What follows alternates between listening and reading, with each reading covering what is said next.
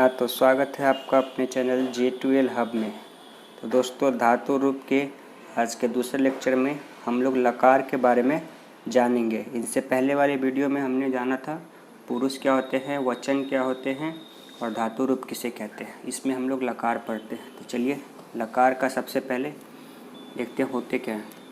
तो मूल धातुओं से भिन्न भिन्न काल तथा अवस्थाओं अर्थों के लिए अनेक रूप बने होते हैं, जिन्हें लकार के नाम से जाना जाता है।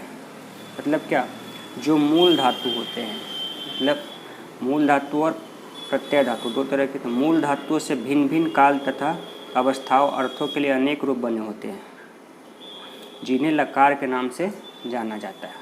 उन्हें ही हम लोग लकार के नाम से जानते हैं।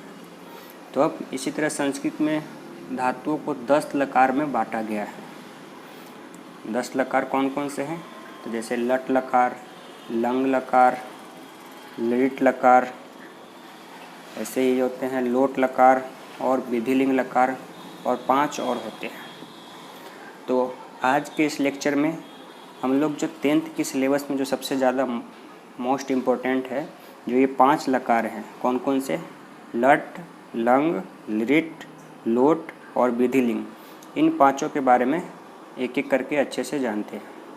तो संस्कृत में कह रहा है कि धातुओं को 10 में बांटा गया और 5 काफ़ी इम्पोर्टेंट है, ये हम लोग देखते हैं। पहला क्या है? लट लकार। लट लकार बोले तो वर्तमान काल, जिसे हम लोग इंग्लिश में पढ़ते हैं ना प्रेजेंट टेंस, वही है ये वर्तमान काल।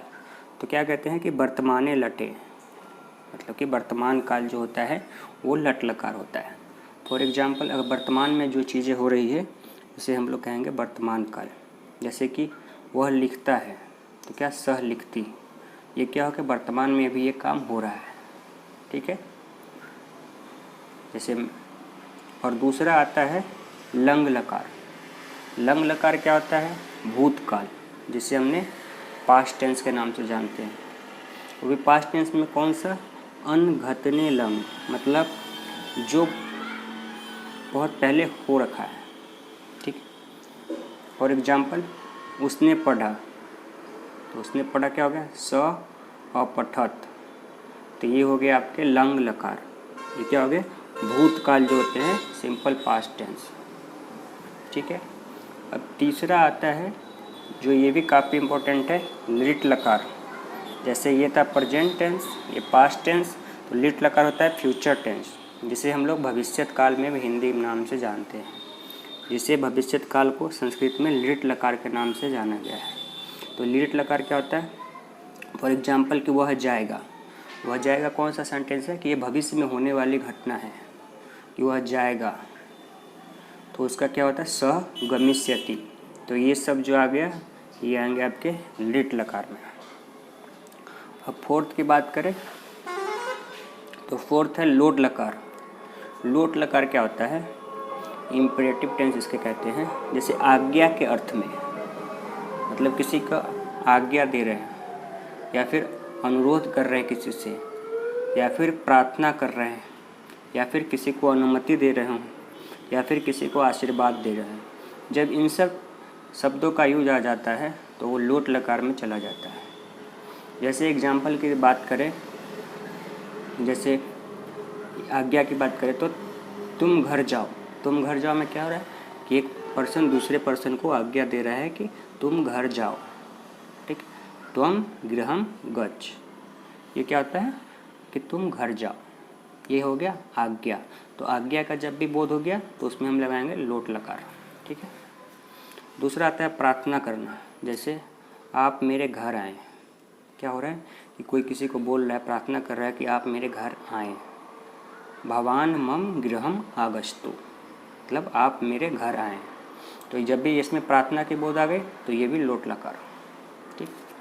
अनुमति, जैसे अहम कुत्रम गच्छामि, मैं कहाँ जाऊँ, मतलब क्या हो? अनुमति मांग रहा है। अनुमति मांग रहा है कि मैं कहाँ जाऊँ। तो इन सब में क्या हो गया? लोट लकार। अब आता है कि आशीर्वाद देना। जैसे त्वम चिरंजीव, तुम बहुत समय तक जियो। ये क्या हो रहा है? कि पर्सन दूसरे पर्सन को आशीर्वाद दे रहा है कि तुम बहुत समय तक जियो। तो जब भी ऐसे टर्म आ गए तो क्या हो जाता है ये लोट लकार। तो फिर से अगर ऐसे देखें तो जब भी आज्ञा की बात हो, प्रार्थना की बात हो, अनुमति की बात हो या आशीर्वाद की बात हो और भी ऐसे टर्म जिसमें इस तरह की वाक्य का अनुरोध किया गया हो तो उसमें लोट लकार लगाते हैं। ठीक है, अब पाँचवा आता है, ये भी काफ़ी इम्पोर्टेंट है। अभी ये पांचों जो है वो 10th के सिलेबस के अकॉर्डिंग बहुत ही ज़्यादा इम्पोर्टेंट है, इन्हीं से सवाल बनते हैं सारे। तो इन पांचों को आप शुरू से लास्ट तक पूरा देखें, स्किप ना करें। अगर ये पांचों आपने स्किप कर लिया तो फिर बहुत दिक्कत हो जाएगी। एक दूसरे से कनेक्टेड रहते हैं। और वीडियो अगर पसंद आए तो लाइक कमेंट जरूर करें। अब चलते हैं विधि लिंग लकार।